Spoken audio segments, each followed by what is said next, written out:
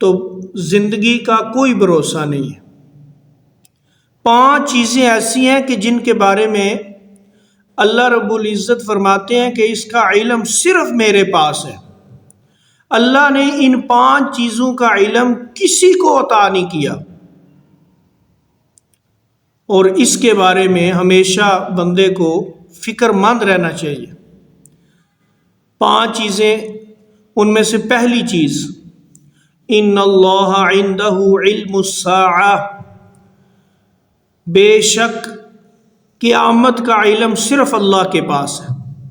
اللہ رب العزت نے نبی کریم صلی اللہ علیہ وسلم کو قرب قیامت کی کچھ نشانیاں بتائی ہیں، کچھ چھوٹی نشانیاں ہیں، کوئی بڑی نشانیاں ہیں، لیکن ٹھیک قیامت کب واقع ہوگی اس کا علم صرف اللہ کے پاس ہے۔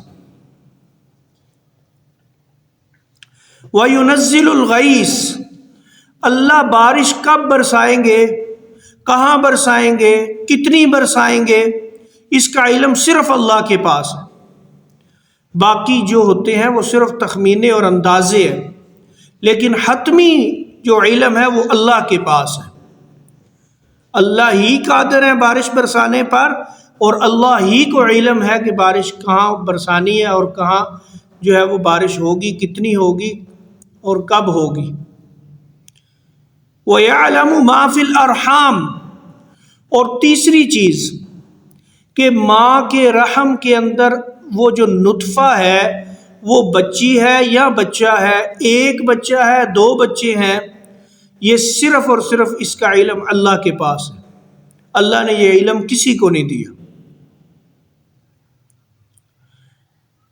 وَمَا تَدْرِي نَفْسٌ مَاذَا تَكْسِبُ غَدًا، انسان آنے والے کل میں کیا کرے گا، اس کا علم صرف اللہ کے پاس ہے۔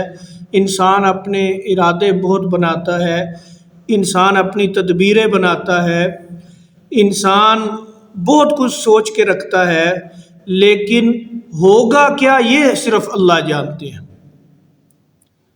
حضرت علی رضی اللہ تعالی عنہ فرمایا کرتے تھے، میں نے اپنے ارادوں کے ٹوٹنے سے اللہ کو پہچانا ہے، کہ بندہ کچھ اور سوچتا ہے لیکن پروردگار جو چاہتے ہیں وہ ہوتا ہے۔ اتنی بے یقینی بات ہے، دیکھو بھائی، کہ کل کیا ہونے والا ہے ہمارے ساتھ کوئی پتہ نہیں ہے، یہ اللہ جانتے ہیں۔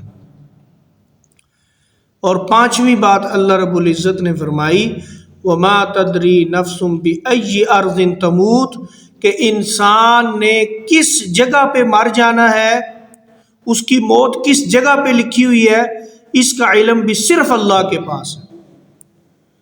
یہ جو 2 باتیں، چوتھی اور 5ویں بات ہے، اس کو ہمیشہ انسان کو اپنے ذہن میں رکھنا چاہیے۔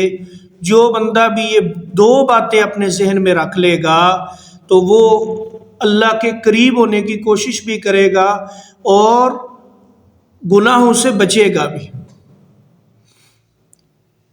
جو بندہ بھی موت کا استحضار دل میں رکھے گا کہ کوئی پتہ نہیں کب کس وقت میرے ساتھ کیا ہو جائے، کب اللہ کا بلاوا آ جائے، جو بندہ موت کا استحضار رکھے گا تو وہ گناہوں سے بھی بچے گا، اللہ کا قرب بھی حاصل کرے گا۔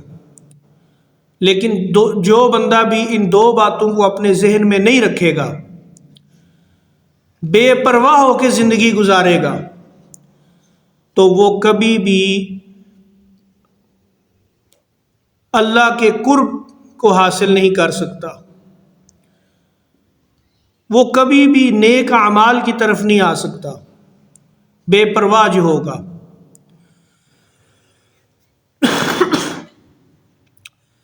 اس لیے اپنی موت کو، اپنے آنے والے کل کو ہمیشہ مد نظر رکھنا چاہیے، اور ایک ایک لمحہ، ایک ایک سانس جو ہے اس کو غنیمت سمجھنا چاہیے، اور اپنے اللہ کو راضی کرنے کی کوشش کر لینی چاہیے، اور مرنے سے پہلے مرنے کی تیاری کر لینی چاہیے۔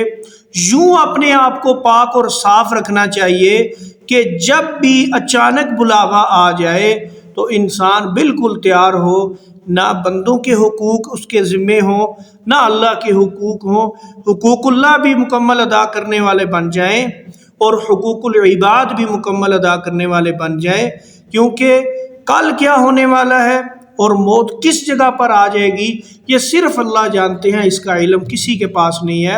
اللہ پاک ہم سب کو آخرت کی تیاری کرنے کی توفیق نصیب فرمائے۔